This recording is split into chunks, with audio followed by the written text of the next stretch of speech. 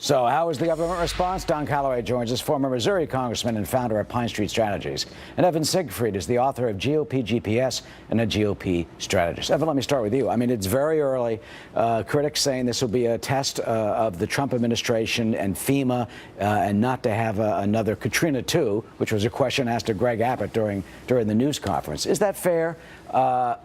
Considering the fact that in these type of cases, usually the first response, the immediate response, are state and local officials. I think there is some fairness, but let's look at what so far has happened. The president and FEMA, with Director Long, have absolutely been on top of this from day one. They understood the severity of Harvey, and they knew that they should be there and be willing to assist at any point.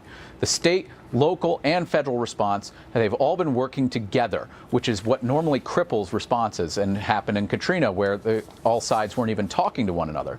I think President Trump is also acutely aware that Katrina absolutely crippled President Bush's legacy or administration in 2005 because we bungled how we responded to that. And so far, the president does deserve major props for how he's handled himself and has been on top of the situation. Now, do you agree? Do you think he gets major props so far? I mean, look, you got volunteers out there getting boats.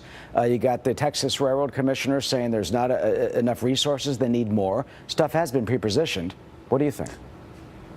I absolutely agree with my friend Evan for once. This is a topic that should not be politicized. Every administration, unfortunately, is going to have to deal with natural disasters, and to their response, I do somewhat disagree with Governor Huckabee, who said that there's no playbook.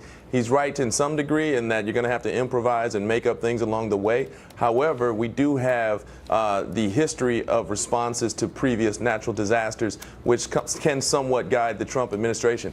This is one test. This is the president's first natural disaster. This is one test that the citizens of Houston cannot afford for him to fail. I certainly am rooting for him, and all indications thus far is that he's doing all the right things. And in terms of all the right things, at the news conference earlier, let me play you that soundbite in which a reporter talked about Katrina to Governor Abbott. Here it is.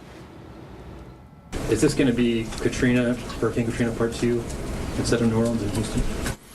Well, as far as the evacuation, now's not the time to second guess the decisions that were made. What's important is that everybody work together to ensure that we are going to first save lives and then second help people across the state rebuild. And because of the effort that we've been able to put together, I think and believe we will be very successful at both. Yeah, Evan, the governor says now's not the time. I mean, the priority is saving lives. Absolutely is. At this point in time, it's not about politics. It is about Americans and helping one another, even if you're just helping your neighbor or if you're a police officer who's coming to rescue a stranded resident. I think that everybody recognizes the severity of this storm and how the rain could still come through Wednesday or even Thursday, and how they're predicting record level flooding in Houston. Right now, the parts of the city is literally underwater. So I think that everybody is on the same page. Governor Abbott, President Trump, they've all been doing a strong and solid job, and hopefully that will continue throughout. Don, a final word. I mean, it is just an overwhelming experience that we're going through.